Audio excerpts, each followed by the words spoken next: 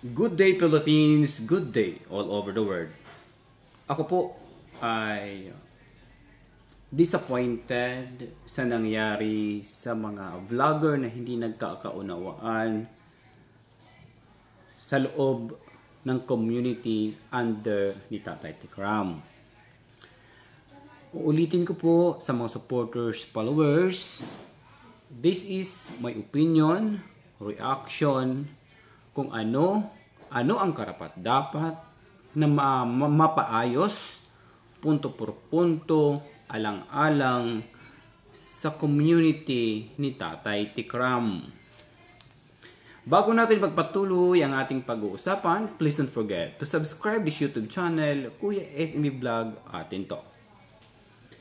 Alam niyo mga katikram, sa aking napanood sa video ni Ma'am Shi, sa video ni Ruli, kung ano ang punot dulot kung bakit nagkaroon sila ng hindi pagkakaunawaan.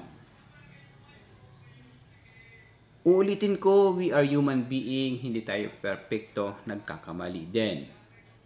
While sa kanilang estado ngayon, alam nila na sa loob sila ng the community of Tatay Tikram, malaking impact ito na makakasira actually sa community ni Tikram sa kanilang hindi pagkakaunawaan. The very best way sana ang gagawin nila, sana may mga tao din na may tumulong sa GC na yon. Kasi kung ang nasa isip din ng grupo na yon is yung kapakanan ng community ni Tatay Tikram is paano sila maiayos na i-out muna ang social media. You take note mga katikram.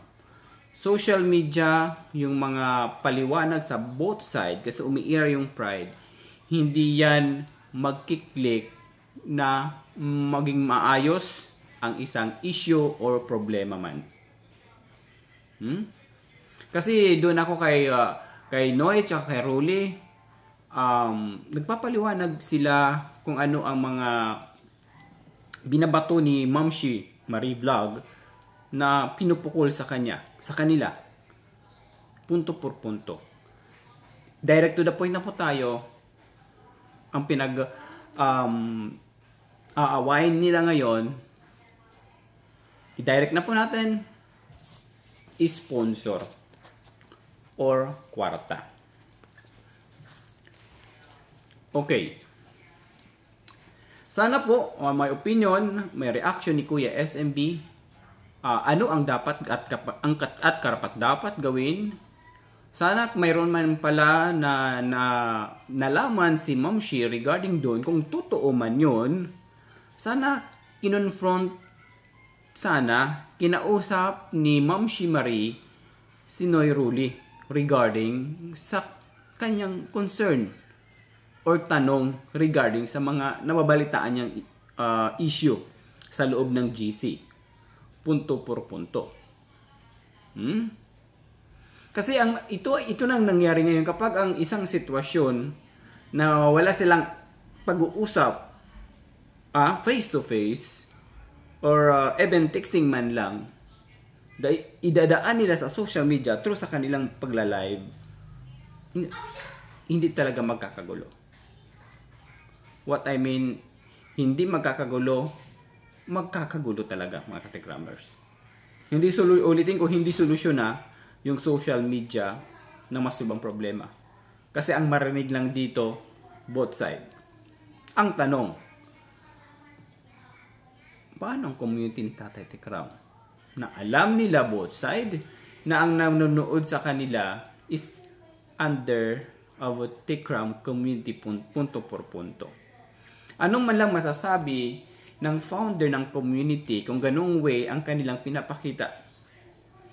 Ang akin lang naman na kung totoo man ang pinaparatang ni Ma'am Shi Marie kay Ruli TV Vlog or kay Noy PH, yun na sabi niya may resibo. Kasi napanood ko may resibo daw siyang hawak.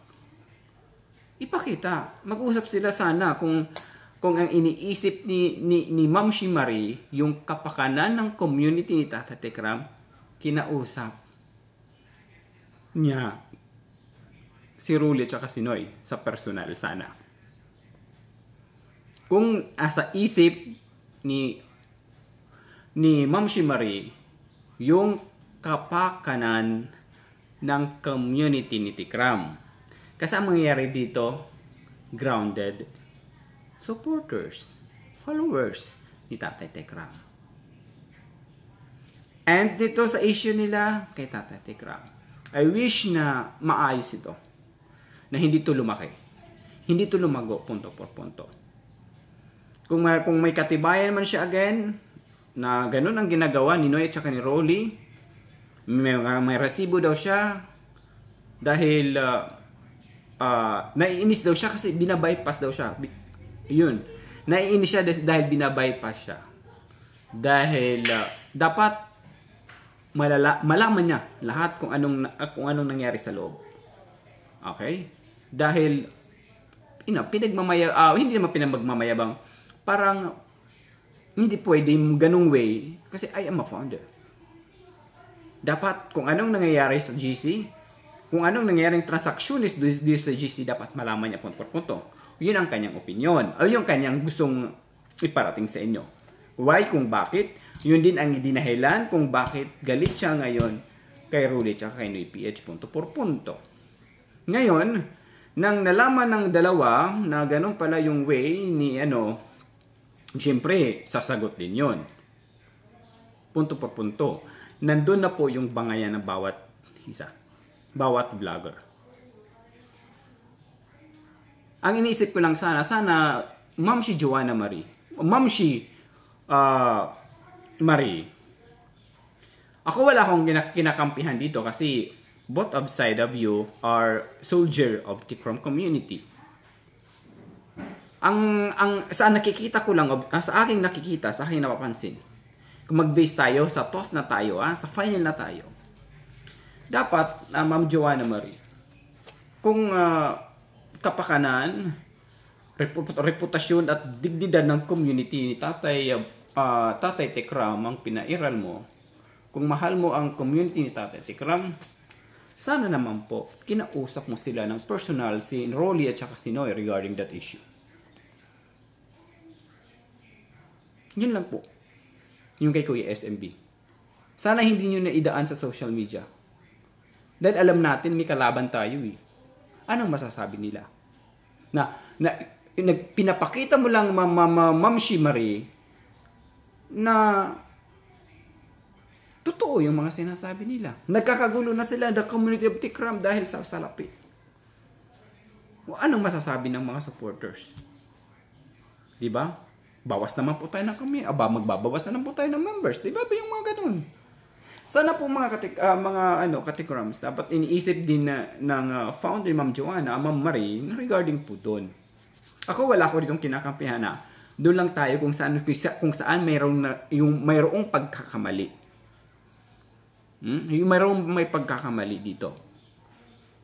Okay? Kinonfront na sana, kinausap na sa personal or sa even call or text man lang, total magka-GC lang naman sila. Yung dalawa, huwag na ida sa social media.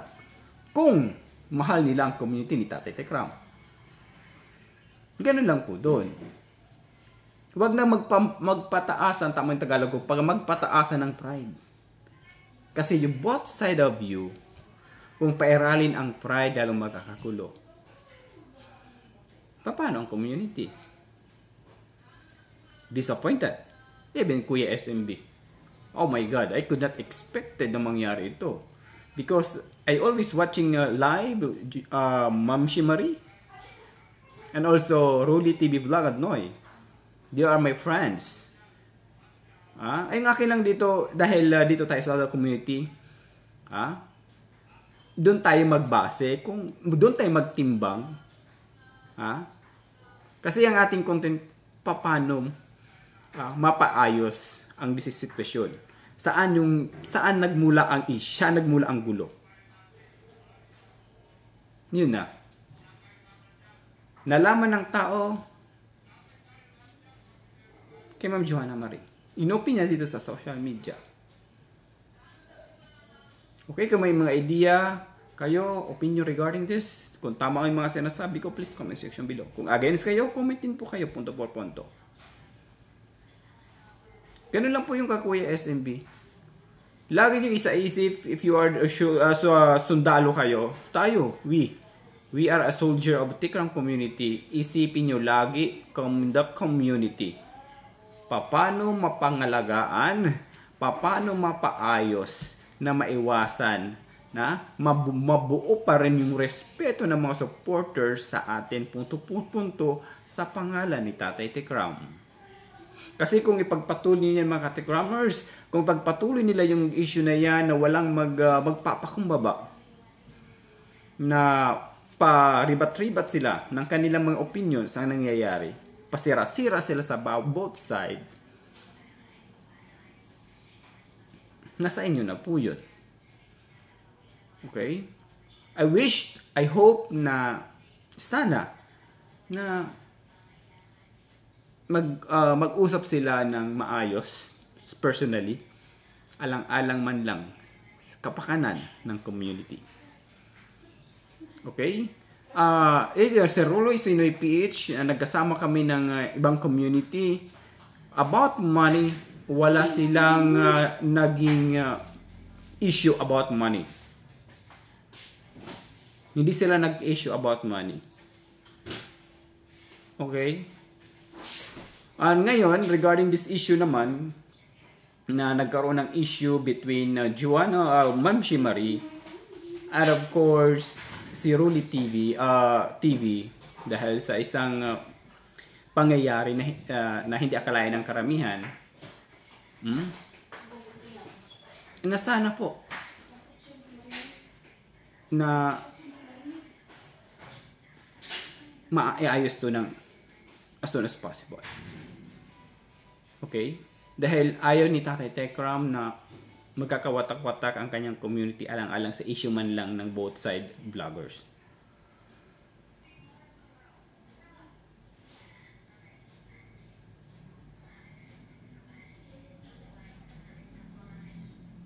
Ganun lang po doon mga Katikramers, yung kay Kuya SMB.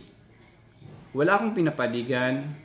Oh yes, we are friends of Ruli Anoy sa the previous community. Okay?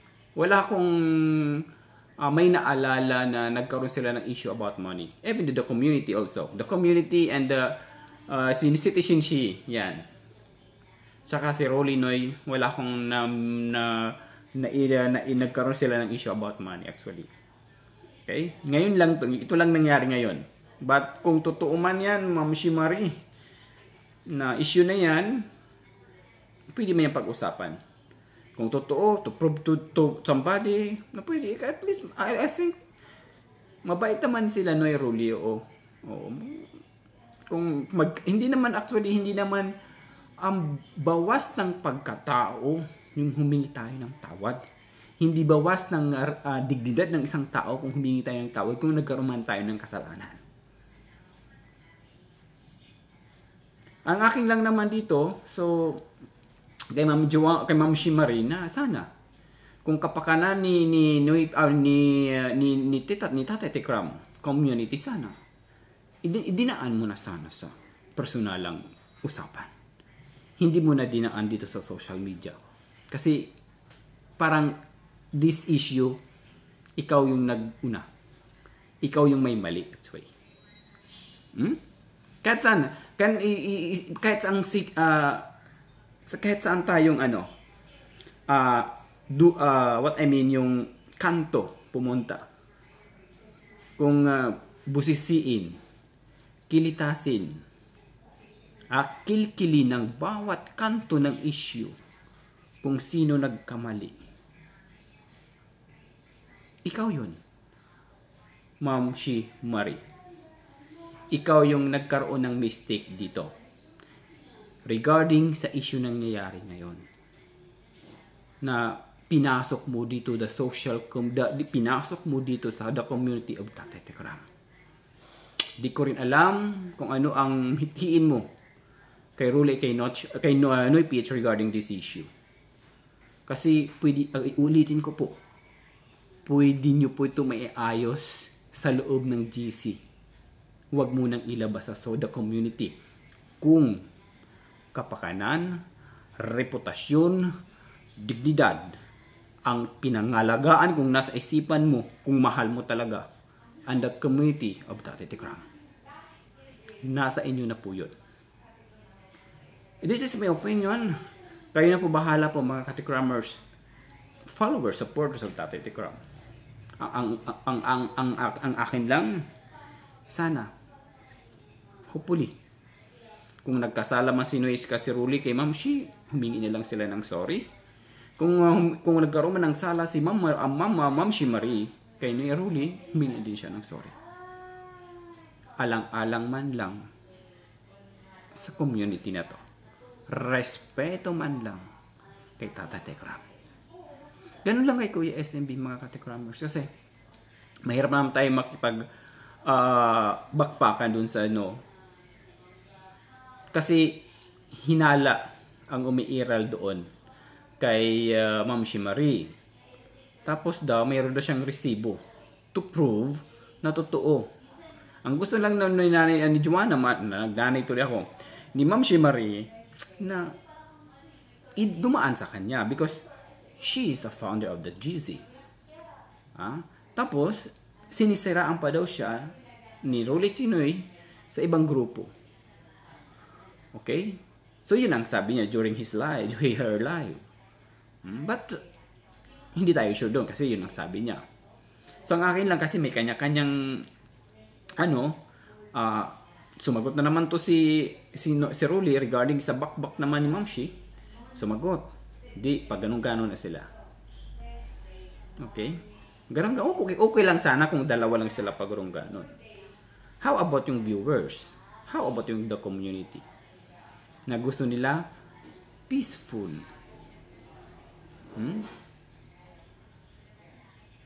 Ganun po mo nangyayari ngayon. Huwag na natin i-involve ito na mga baguhan lang kayo, mga kikihalo-belo lang kayo dito, huwag na natin yun. Doon tayo sa focus, yung hindi nila pagkakunawaan, kasi lalo magkakagulo. Okay? Sana po, I wish to wish the wish na magkaayos na ang dalawa. But for me, ang nagkaroon ng mistake dito siguro din, naunawaan ko ni din naman si Ma'am Shi Marie na parang inapakan daw niya, naapakan ang kanyang pagka-founder. But wala tayo pruweba sa mga ganong akusasyon, no? Okay, ang akin lang dito, isang cycle, nagkamali si Ma'am Joanna Marie. Okay? Sana, ang mali lang niya, idinaan niya dito sa social media, yun lang. But sa both sides, sa mga problema nila both sides, ay hindi ko po alam yun. Kung sino sa kanila talagang nagkaroon ng mistake. Sana that mistakes, may ayos yun, punto por punto.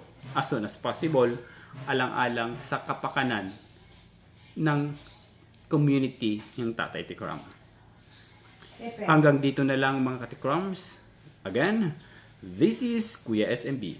Para sigurado, punto por punto, fact na fact, and full na full. Have a good day everyone. Ingat, God bless. Sana maintindihan, maunawaan ng bawat isa. Love you all.